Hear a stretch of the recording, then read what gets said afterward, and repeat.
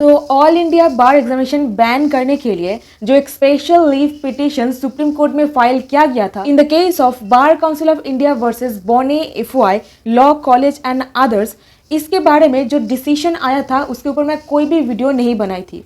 तो आज इस वीडियो में मैं आपको 10 समरी बताऊंगी कौन सा पॉइंट्स को सुप्रीम कोर्ट अपहोल्ड किए हैं। चलिए एकदम छोटा करके जान लेते हैं कौन सा पॉइंट्स को हाईलाइट किया गया था। और यही केस में एक और पॉइंट भी अराइज किया गया था दैट जो लोग एक नॉन लीगल प्रोफेशन ज्वाइन किए हैं और सपोज 5 इयर्स 6 साल 10 साल हो गया है वो जॉब करते हुए, उन लोगों को फिर से एआईबी देना पड़ेगा उनका जो लाइसेंस है उसको रीगेन करने के लिए। यह भी एक इम्पॉर्टेंट पॉइंट मुद्दा इस केस में उठाया गया था। तो चलिए जान लेते हैं। इसी के साथ जो फीस लिया जाता है स्टेट बार काउंसिल के द्वारा एनरोलमेंट चार्ज के नाम पर, उसको भी अटेंशन देने के लिए बात यहाँ पर बोला गया है। सो हे एवरीवन, मैं हूँ एडवोकेट पापिया और आप देख रहे हो decode the law.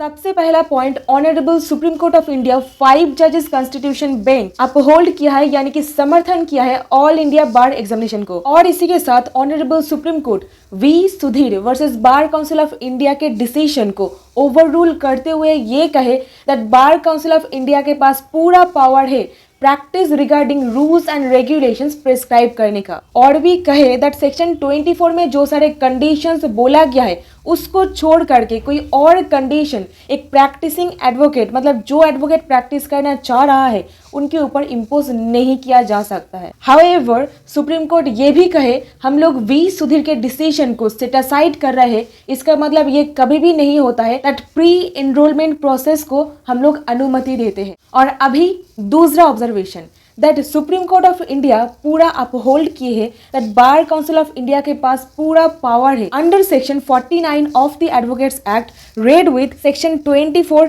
Subsection 3 clause D of the advocates act 1961 के तहत पूरा पावर इनका बनता है कौन सा प्रोसीजर को फॉलो किया जाएगा। कोई भी इंसान को एक रजिस्टर्ड एडवोकेट बनने के लिए under bar council of India कौन सा rules regulations and norms follow किया जाएगा, कौन सा स्टेज पर all India bar examination conduct कराया जाएगा, प्री एनरोलमेंट होगा या फिर पोस्ट एनरोलमेंट होगा, ये सब कुछ के बारे में डिसीजन लेने का पूरा power bar council of India के पास है। एंड थर्ड ऑब्जर्वेशन, ये मुझे लगता है ये सबसे इंपॉर्टेंट ऑब्जर्वेशन है दैट एडवोकेट्स एक्ट 1961 एडवोकेट्स को कैसे चलना है, कैसे बिहेवियर रखना है, कोर्ट का जो डेकोरम है, सब कुछ के बारे में डील करता है, राइट। तो इस हिसाब से हाफ बेक्ड यानी कि आधा तैयार हुए लॉयर कोई भी पर्पस सर्व नहीं कर सकेंगे, कोर्ट को असिस्ट नहीं कर सकेंगे। और इसी के साथ एक एडवोकेट का दायित्व होता है administer justice and access justice to all. So एक हाफ बेक्ड यानी कि आधा तैयार हुए एडवोकेट ये सारे पर्पस को बिल्कुल भी सर्व नहीं कर सकेंगे, इसीलिए quality control is very much important. तो इसीलिए ये कोशिश है बार काउंसिल ऑफ इंडिया का क्वालिटी को मेंटेन करके रखने का, हर एक एग्जामिनेशंस वगैरह कंडक्ट करवा करके। Hashtag opinion that for me अगर क्वालिटी को कंट्रोल करना ही है तो इंडिया के सारा का सारा जो लॉ कॉलेजेस है उनका एजुकेशनल स्ट्रक्चर को सबसे पहले उसको रिफॉर्म करने का बहुत ही जरूरत है। क्योंकि एक लॉ स्टूडेंट को एजुकेशन कहाँ से मिलता है? लॉ कॉलेजेस से मिलता है। सो लॉ कॉलेज जो पढ़ाएंगे वो वही सीखेंगे, उसी को ही अप्लाई करेंगे। सो अगर एक नॉलेजेबल स्टूडेंट को बनाना है जिसके ऊपर administration of justice, access justice to all, ये सब कुछ डिपेंड करेगा, ऐसा नॉलेजेबल एडवोकेट बनाने के लिए लॉ कॉलेजेस का स्टडी पैटर्न को सुधारना बहुत ही इंपॉर्टेंट है। इससे ही at the end of the day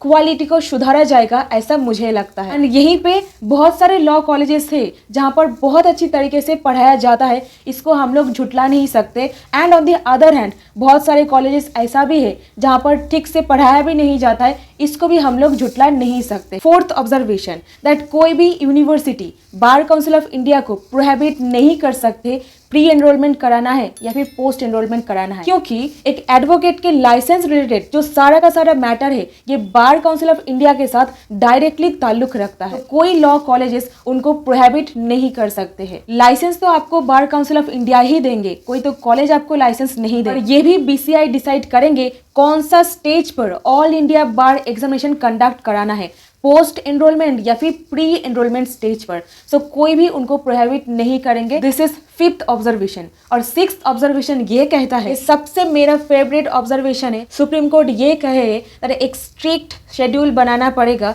साल में 2 बार ऑल इंडिया बार एग्जामिनेशन को कंडक्ट कराने के लिए, ताकि जो सारे लॉ ग्रेजुएट्स है उनको भी पता चले कौन सा टाइम पर एग्जामिनेशन कंडक्ट कराया जाता है, क्योंकि वो लोग एक प्लान बना करके चलेंगे, नहीं तो वो लोग अपना सारा का सारा वैल्यूएबल टाइम वेस्ट कर देंगे। सेवेंथ ऑब्जर्वेशन जो सुप्रीम कोर्ट ने पास किए है, एमिकस क्यूरे के सजेशन, यानी कि कोर्ट के दोस्त, एमिकस क्यूरे मतलब कोर्ट के दोस्त के सजेशन मानते हुए दैट जो एक फाइनल ईयर लॉ स्टूडेंट है वो भी ऑल इंडिया बार एग्जामिनेशन दे सकते हैं। कोर्ट के सामने प्लीड करना, ये सब काम को छोड़ करके बाकी और जो लीगल प्रोफेशन में काम होता है वो कर सकते हैं। दस final year law student examination दे सकते हैं। Final semester, final year of the course, ये सब कुछ का प्रूफ प्रोड्यूस करने के बाद वो एग्जामिनेशन दे सकते हैं। अभी सबसे इंपॉर्टेंट दैट जो लोग लीगल प्रोफेशन को छोड़ करके एक नॉन लीगल प्रोफेशन कोई और जॉब करने लगे हैं और over the period of time वो करते आ रहे हैं एंड एक सब्सटेंशियल ब्रेक बन गया है लीगल प्रोफेशन के साथ उनका, वहां पर बार काउंसिल ही कोई rules, regulations and norms prescribe करेंगे उनको फिर से एआईबी देना है या फिर नहीं देना है, उनका जो लाइसेंस है उसको रीगेन करने के लिए। जो लोग लीगल प्रोफेशन को छोड़ करके कोई और जॉब करने लगे हैं over the period of time. और लास्ट और आखिरी observation that bar council of India को एक यूनिफॉर्म पैटर्न के बारे में सोचना चाहिए, दैट जहां पर स्टेट बार काउंसिल्स बहुत सारा फीस लेते हैं, हर एक स्टेट में डिफरेंट फीस लिया जाता है इनरोलमेंट चार्ज के नाम पर, तो इसीलिए यहाँ पर एक यूनिफॉर्म पैटर्न लेके आना पड़ेगा, हर एक स्टेट पर सेम ही अमाउंट लिया जाएगा, ऐसा कुछ रूल्स बनाना पड़ेगा ताकि जो सारे यंग जूनियर लॉयर्स बार के साथ जुड़ रहे हैं उनके साथ ये ऑप्रेसिव ना हो जाए। एंड इसको मेंटेन करने का, रूल्स बनाने का पूरा power bar council of India को दिया गया है। So these are the 10 observation. I hope आपको समझ में आया है। इससे जुड़ा हुआ आपका क्या राय है, ओपिनियन है, कमेंट्स पर लिख के जरूर बताइएगा। And please don't forget to like, share and subscribe my channel. आपके लिए तो बिल्कुल फ्री है बट हमारे लिए एक मोटिवेशन है। तो दैट्स इट, मिलती हूँ आपके साथ नेक्स्ट वीडियो पर। Till then stay happy, stay blessed, keep learning new things and thank you so much for watching this video.